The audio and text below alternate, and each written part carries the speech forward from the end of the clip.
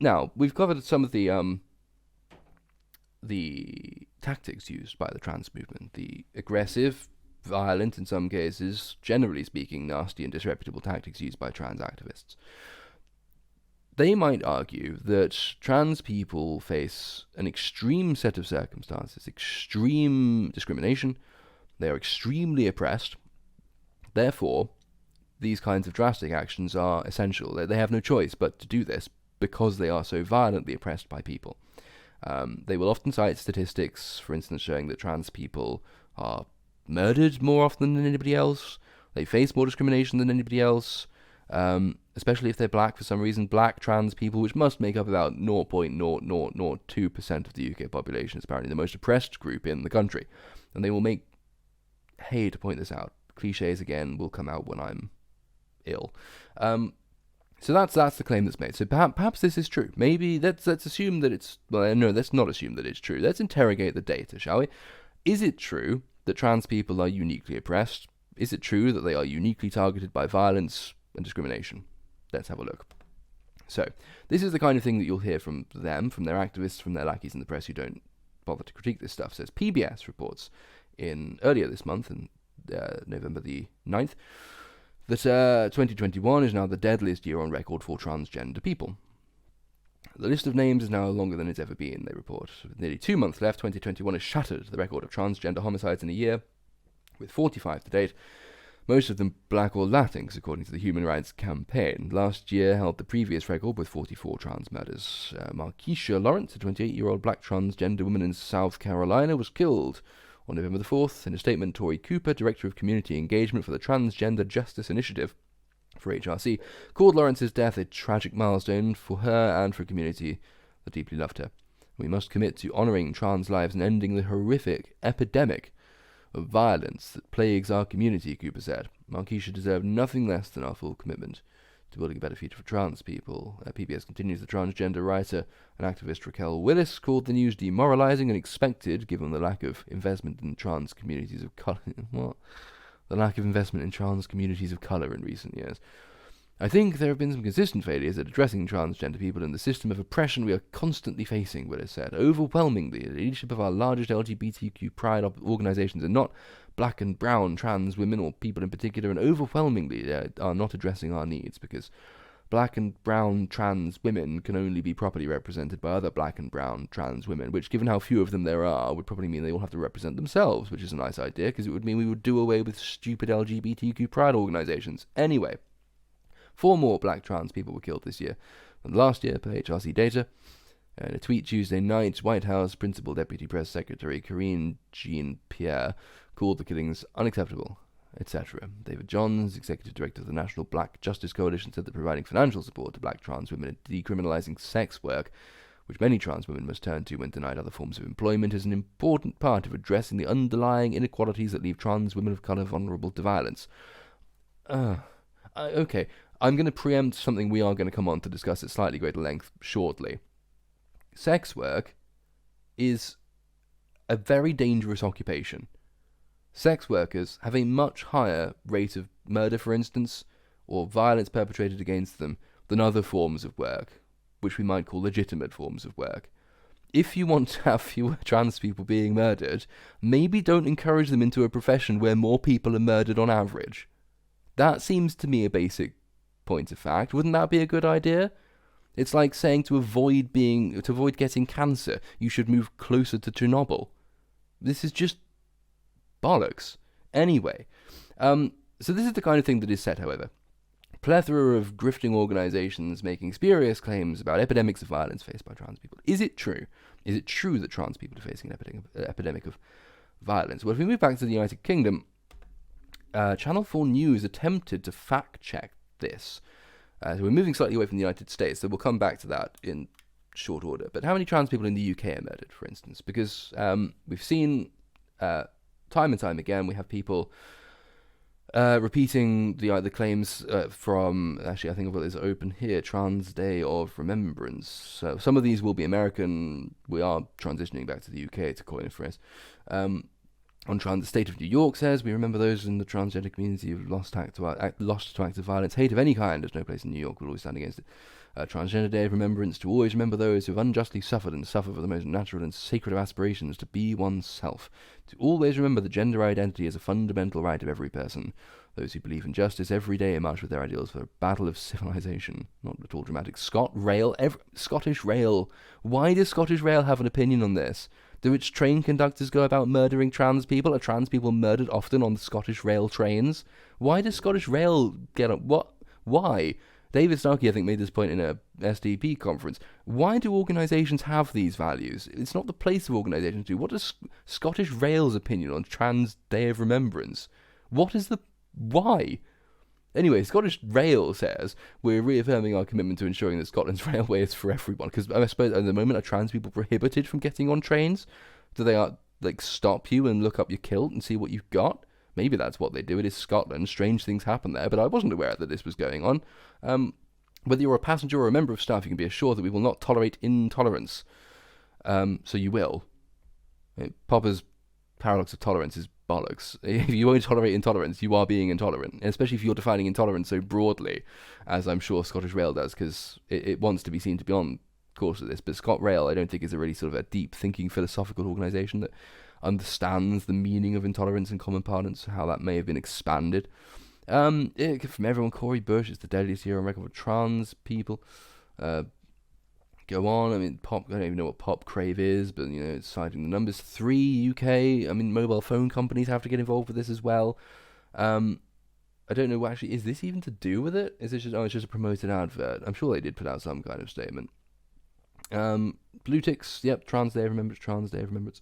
ScotRail again. ScotRail is very keen on this. To save any more if you're asking, our support of transgender people has no impact on trains running on time, but thank you for your concern. Scotland's railway is for everyone, and it always will be. You might have more trains if you didn't take them all out of commission to paint stupid rainbow flags on them. Maybe you should... I think the point people were making there is that you should put more of your money, time, and your effort into making trains run on time. The SNP doesn't handle railways any better than the Westminster government does, despite what they might try and tell you. And a bit less time just gesticulating on Twitter about Trans Day of Remembrance. By the way, I don't think a single trans person in Scotland has been murdered in something like the last 5 years. Again, on to which we're coming. It goes on. Nancy Pelosi, other blue ticks on Twitter, the Trevor Project, whatever the hell that is. Elizabeth Warren, someone who knows all about at least attempting to transition, if failing to transition. Her attempt to be transracial didn't go particularly well. Also always giving the impression here that the trans movement, J.K. Rowling with a stegosaurus on the pride flag for some reason, the trans movement is more concerned with political opponents than it is with itself. Heaven forfend people get that impression. The Vagina Museum, today is Trans Day of Remembrance. Do you think the Vagina Museum might know a little bit about, the tendency for vaginas to belong to one sex and not the other? I think the Vagina Museum, surely, of any institution in the world, the Vagina Museum should be able to point this out. The National Archives, which has somehow found a cross-dresser from way back when, I vaguely recall, a time when it was deemed offensive when you associated cross-dressing people with transgender people. I thought we weren't supposed to do that. Pete Buttigieg, whoever that person is, it goes on. Mermaids, toxic organisation attempting to give puberty blockers to children. Stay well clear of them. And it goes on and on and on. Anyway, back to where we were. Channel 4 News attempted to fact-check the question. How many trans people are murdered in the UK? Is there an epidemic of violence against trans people in the UK? Because if there is, it would be borne out, for instance, in murder statistics. As it reported on the 23rd of November 2018.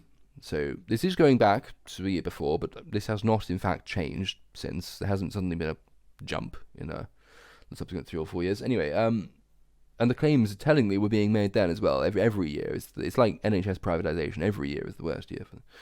How many trans people are there in the UK? The latest government publication on the topic, which acknowledged there is no robust data, tentatively estimates between 200,000 and 500,000 trans people in the UK, includes 4,910 people who have been given legal recognition of their change of sex in the form of a gender recognition certificate, as well as those who self-identify as transgender, which is a very low number. That will have increased over time, given how much more popular it's become. Because for some people it is a lifestyle choice, and that's what happens when you remove barriers to entry. Genuine transgender people who actually go through the process of making the physical change put up with an awful lot of shit, and I'm not going to speak for them, but if I were to try and imagine myself in their shoes, I would be incredibly annoyed at these sort of fair weather trans people who decide that they're gender non-conforming, gender non-binary, that they can decide on a whim whether they are women on a Wednesday and a man on a Monday. That I think I would be offended by this suggestion, the attempt to conflate genuine trans people with these fashionistas, which is what they essentially are. Channel 4 News admits it will have to use unofficial figures. For the purposes of the article, it said we'll use stats from the trans rights organisation Trans Respect versus Transphobia Worldwide. Perfectly impartial source taken from by Channel 4 News there. Any reason they might have picked that organisation?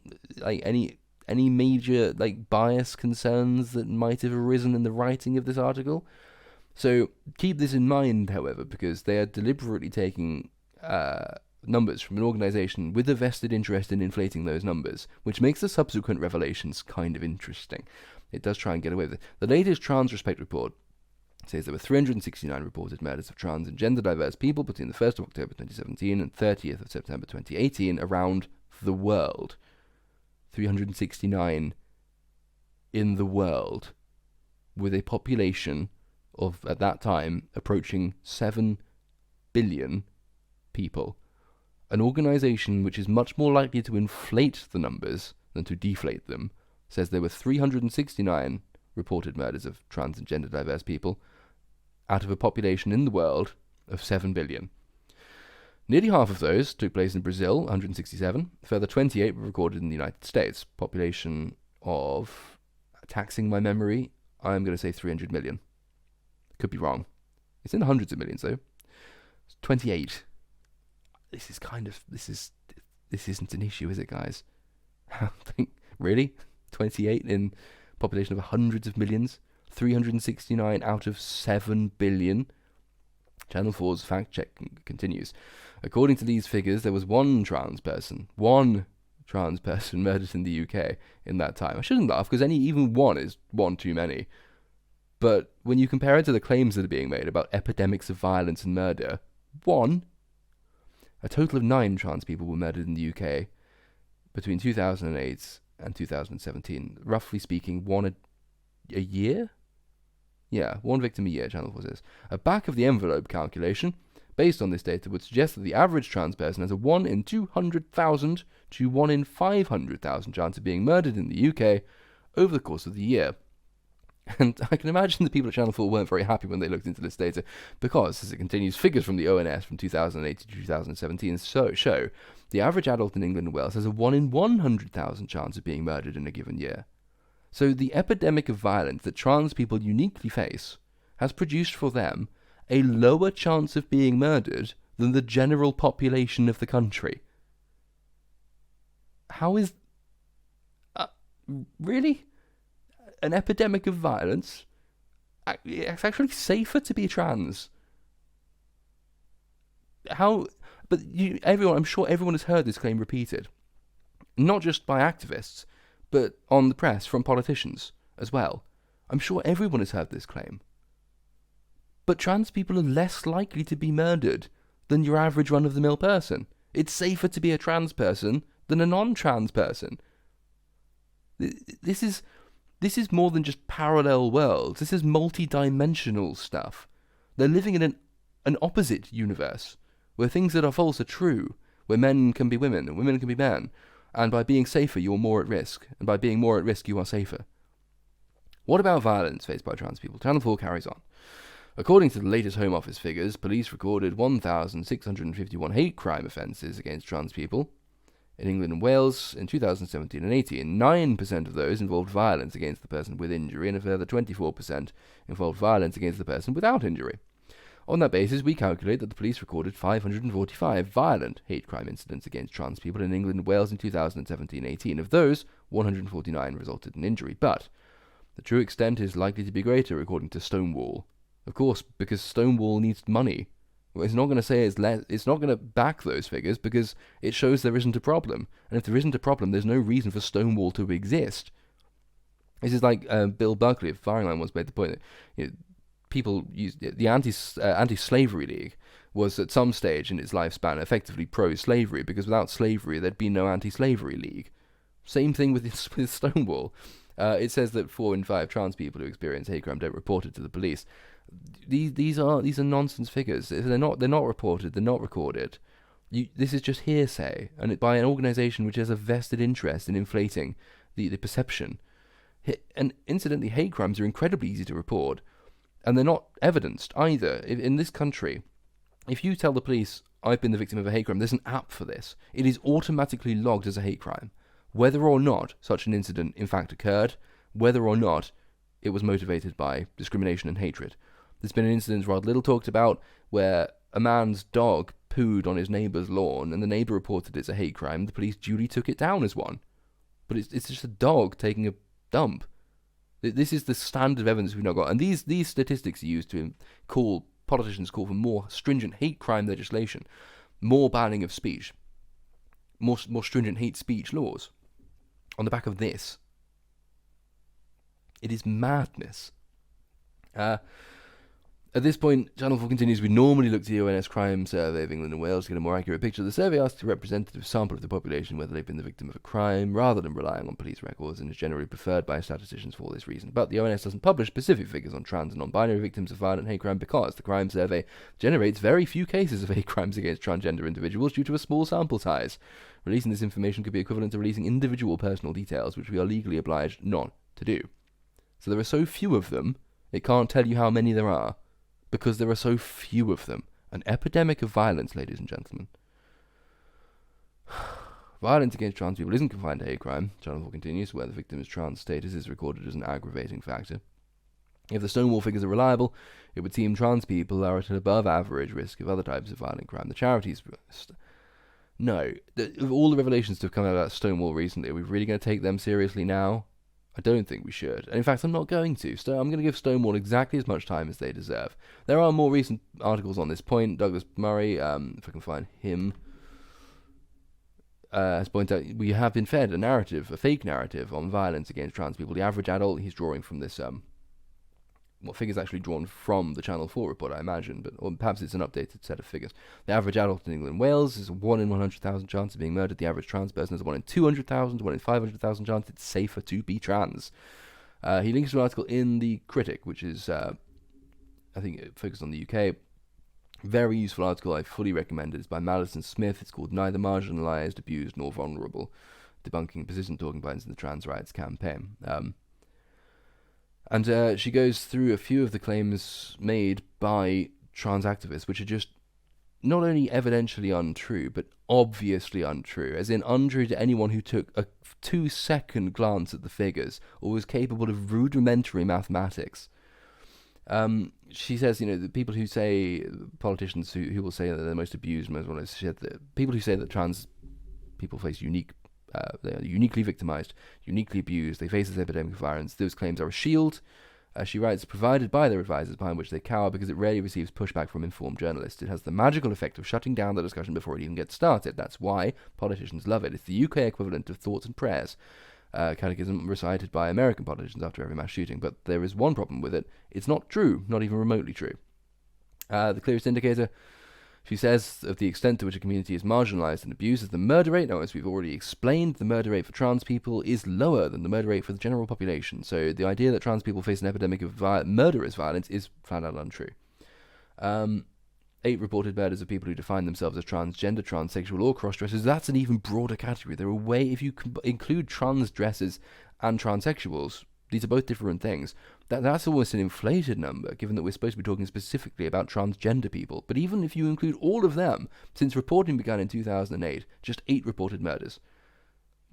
That includes people who've committed suicide, and people whose death was originally and erroneously treated as suspicious in the numbers for murdered victims.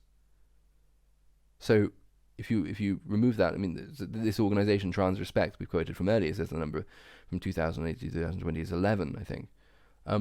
So this is like, it's just, there are no words. It's ridiculous. The UK also is not a European anomaly, she continues. In Germany, there hasn't been a murder of a trans person since 2008. In 26 countries in Europe have reported no murders of trans people for the entire period where these statistics were gathered. There's been a sharp rise in the number of people who identify as transgender, but even then a trans person hasn't been murdered in the UK for 3 years. And there are, for example, no reports ever, she says, of a trans person in Scotland, Wales or Northern Ireland being murdered for being trans, or just being murdered generally. Moreover, she continues, not one of the 11 people trans respected says were murdered were killed due to transphobia. The victim in each case was typically murdered by a male sexual partner due to drugs or money issues. None were killed by a woman, and one was killed by a man who identifies as a woman. So, actually, you've got a really small chance, if you're trans, of being murdered compared to the general population. But if you extrapolate from this figure, you've got about a 1 in 11 chance of being murdered by a trans person, which is just... Obviously, that's statistical trickery, but given that that's what the trans activist movement does, if you don't like that statistical trickery, stop tricking people yourselves. According to the fact check, no, we've covered those figures, I'm not going back over those. Perhaps we can look at the number of hate crimes, she continues. True, the total number of hate crimes has soared in recent years, but this has been driven by changes to both the recording of crimes and the identification of what constitutes a hate crime. Measures of hate crime that are unaffected by changes in policing or recording methods, such as the Crime Survey of England and Wales, show a long-term decline in hate crime. For all the talk we have of hate crime and the need to compel speech or to restrict speech online, long-term decline in hate crime, none of this is needed. This is a complete... It's just false. It's just a lie. It's lies built on lies to justify more lying in the name of combating lies. It's impossible to overstate the sheer amount of... I can't swear because we'll be told off. The sheer amount of something that rhymes with cuckery that goes on with the trans activists' claim of this epidemic of violence. She continues, the hate crime rises that many politicians refer to when talking about the trans issue is due to new College of Policing guidance that arrived in 2014, which we've explained as the defining factor of whether something is measured as hate crime is the perception of the victim or any other person. As we've explained, this is nonsense, complete nonsense. Another report revealed that police officers are victims of hate crime incidents in almost half of all hate crime prosecutions are brought by the police for hate crimes against the police. This presumably includes a young man with autism who made the mistake of asking a trans-identified female police officer, are you a boy or a girl? He was convicted. You've convicted an autistic kid for asking a trans person if they're a boy or a girl. Meanwhile, you get people on the fake tolerant wing of the trans movement who says, if you don't know my pronouns, just ask. Except if you're an autistic boy and actually you're talking to the wrong trans person, because if you do that, you'll be arrested and convicted. There's another teenager who asked a man to policeman, is your horse gay? Despite all this nonsense of the 5 monitored trans that the police record as hate crimes, the transgender category has every year and by some distance seen the least number of hate crimes against it. So trans people who face an epidemic of murder are less likely to be murdered than the general population. They face an epidemic of hatred and discrimination despite having the least number of hate crimes committed against them. This is opposite bland. This is through the looking glass stuff. It's like Lewis Carroll, but woke. I don't think even Lewis Carroll might have struggled with this because it's so rankly dishonest. It's not just nonsense, it's dishonest nonsense. Trans rights activists, she continues, are acutely aware of the lack of hate crime statistics to back up these repeated claims. So here, the Scottish Transgender Alliance manager at the Equality Network, that's an organisation and a job than a man that shouldn't exist, assuming it's a man, today, asked a trans person to report their claim of victimhood to the police for the simple reason that we need the stats. Please, there's not enough evidence, we need more. Please tell everyone that people are being mean to you, because there's not enough evidence of meanness. Another statistic commonly used to show the trans vulnerability of suicide rates, in particular one line often trotted out, is that 41 or even 48% of young transgender people have attempted suicide. The 41% study's authors have admitted their research was flawed, while the 48% study comes from a survey by mental health charity PACE that has also been widely debunked. In fact, its sample size alone of just 27 self-selected people meant that the Independent Press Standards Organisation had to issue a statement that journalists who repeat the statistic are misrepresenting the truth as it highlights potential editorial standards issues relating to accuracy. So another key claim is not just debated, it's debunked. It's so untrue that to repeat it, almost by definition, involves you in a lie. But you still hear it trotted out, and it's one thing for journalists to be told not to say it.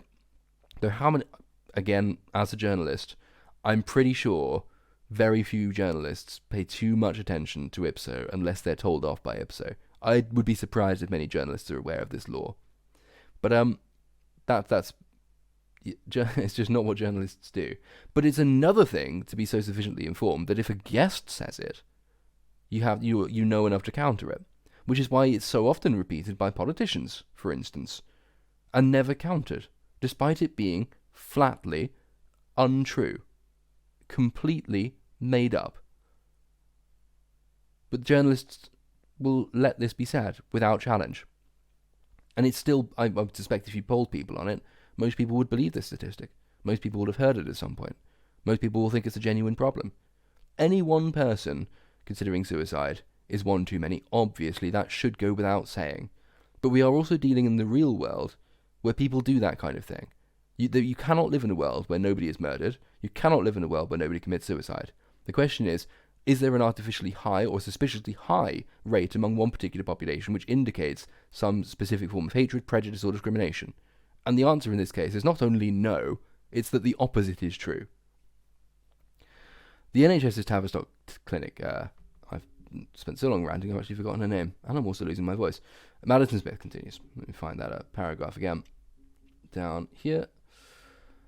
Where are we? The trans rights activist said acutely aware. Yeah, we've done that. Lack of figure statistics. The NHS's Tavistock GIDS clinic, the gender identity disorder, whatever it is, suggested that suicidality amongst those referred to the service is extremely rare. And a study by Professor Biggs found that children with autism, depression, and anorexia are many times more likely to take their life than a child with gender identity issues. But we don't hear about a huge, well-funded campaign about prejudice against autistic or depressed or anorexic people. A US study found that LGBT children experience a higher rate of suicides from the very low base of heterosexual boys. But the biggest issue was whether they were female or not. Transgender, lesbian, and bisexual females all saw a similar rate. Again, there are certain immutable characteristics associated with your immutable biological sex, which you don't seem to be able to do away with simply by saying you're a different gender that day. Surprising. The motives of trans rights activists, she continues, in convincing the general public that transgender people are the most vulnerable demographic against all available evidence are manifold. Parents of unhappy or mentally unwell children who express questions about their gender identity will naturally take extreme measures and support flawed policies which they believe will prevent their child from taking his or her life. Opportunists, I don't know either of these people, I must say, like Owen Hercombe or Morgane Oger, can bamboozle the public into thinking that privileged white men are worthy of your sympathy and support. Students can pretend that women like Kathleen Stock are monsters, thereby excusing their own monstrous behaviour as they harass and terrorise them. As for politicians, it's a bluff, an easy way of pretending they have a grasp of a stance that not even its proponents understand. But its usefulness may be coming to an end, because even if journalists continue to let them get away with it, an increasingly better informed public certainly will not.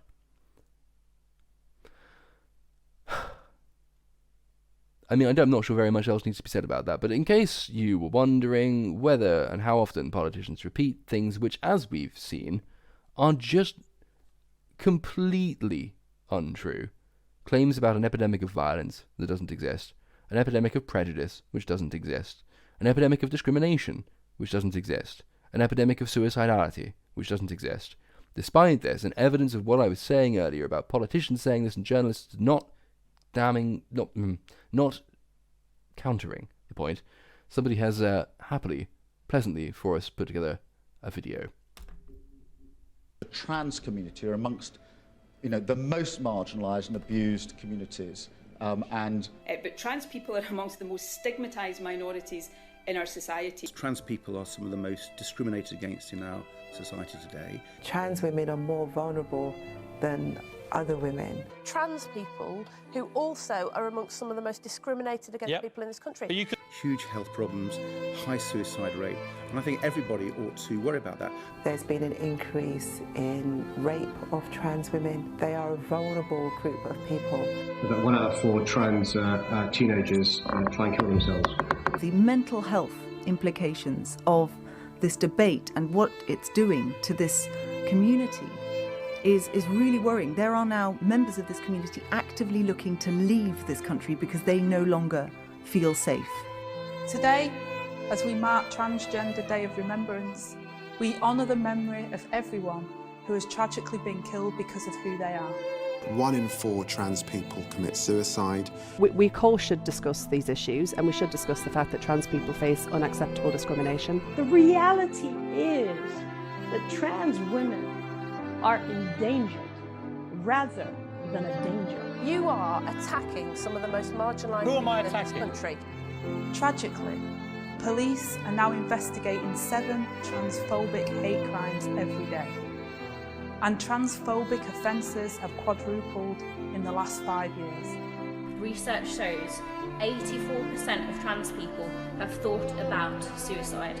had their hopes raised and now dashed. The most vulnerable constituency we represent in this House. That's not true.